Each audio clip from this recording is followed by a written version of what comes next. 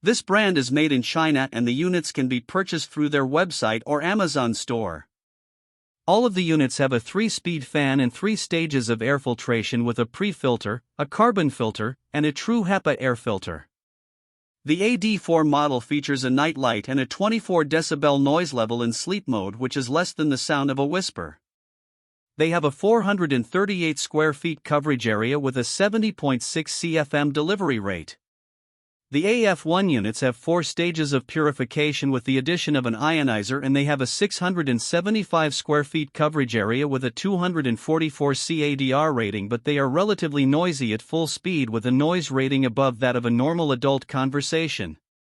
The AF2 model features an air quality sensor with a 4-color air quality indicator light, and it can automatically adjust the fan speed based on the current air quality.